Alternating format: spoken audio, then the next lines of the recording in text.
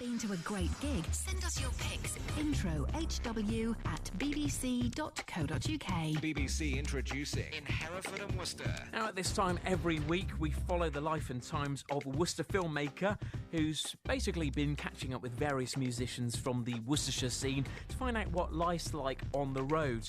On the Record it's been put together by Jim Lowe, and this week he catches up with Morven's Gazza Tee, the man behind Stomping on Spiders, who first got his lessons from Paul White in Morven, the editor of Sound on Sound magazine. We toddle along to Paul's every Wednesday night, up to his flat whilst he's making his curry. We sat in the corner and he showed us a few chords. We started off doing the House of the Rising Sun, and stuff like that. So we had this sort of bounce off where Steve was playing the riffs and I was playing the chords, and that's how we developed.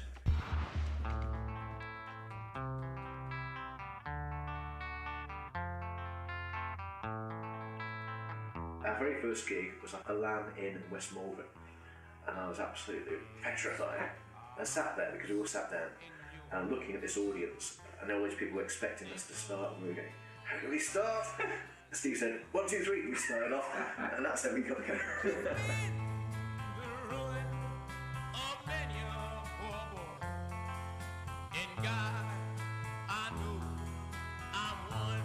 Venues do seem to come and go, and if you haven't known about the history, you just go, well, that's another one that's popped up and gone. When they've got a history that's going back 30, 40 plus years, right. That is a shame. It is a shame to lose that, and we got to be careful about that. And I think this is where musicians at the moment really have got to sort of think about not just a place that is a place to perform, but it has the culture, and you've got to bring that culture on. You are part of the culture, you are part of that important development of that venue. And one of the venues what I really, really do miss in Worcester is the old rectifying house. I love that upstairs room, not only from a sound engineer's point of view, not only from a promoter's point of view, but also from a performer's point of view, because it is absolutely stunning. It's got a lovely wooden floor, and it just has everything about it as a great acoustic gig. Another place which sadly is never opened is the ballroom in the Crown Inn in Broad Street. That's got a wonderful wooden floor, and of course if you go back and look at the history of that place, of course that was a dance hall place of the 30s and the 40s.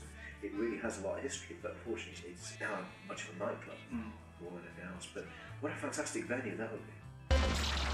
Papa tried to tell me, but I didn't hear. Mama tried to tell me, she was shedding a tear. Brother tried to tell me. You've really got to sort of appreciate the things like the Firefly. You've got to appreciate things like O'Neill's and the Drummonds and the Pig and Drum, because once it's gone, it's gone.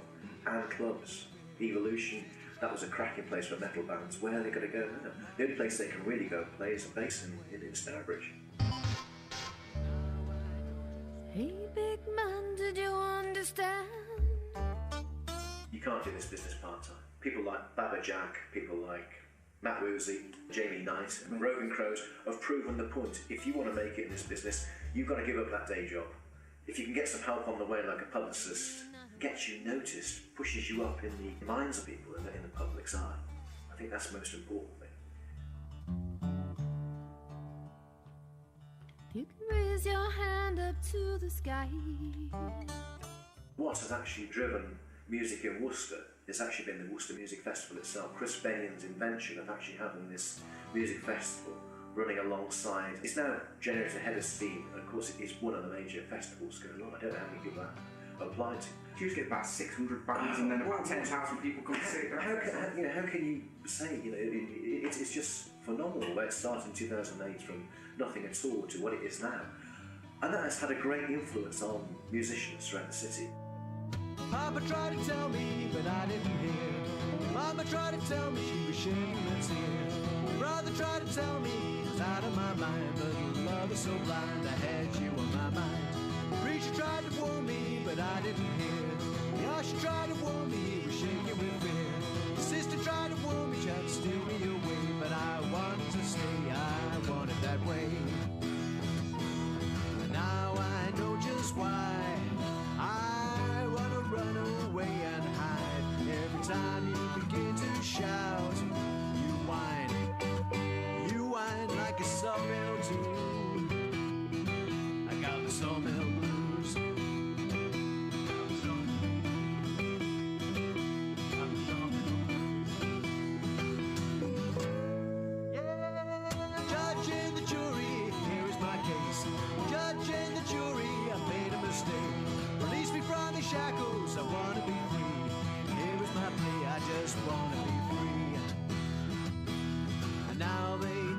is why I wanna run away and hide. 'Cause every time you begin to shout, you whine like a sawmill too, like a sawmill too, yeah. I got the sawmill blues. Da da da da da. Da da dee dee. Oh da da da da.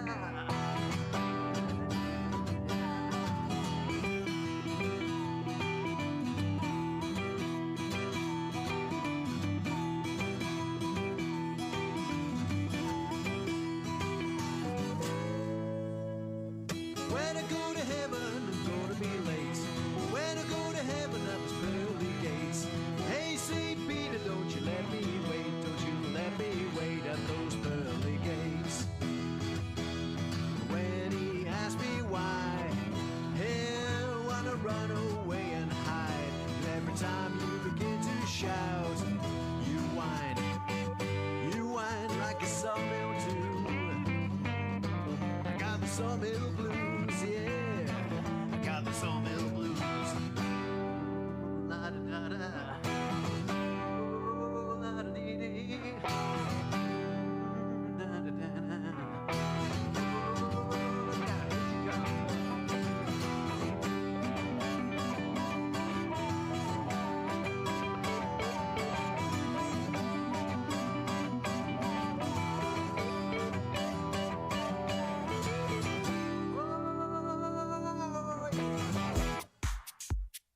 If you're writing music in Herefordshire and Worcestershire, be part of it. Upload your music to bbc.co.uk /Hereford and Worcester. /introducing.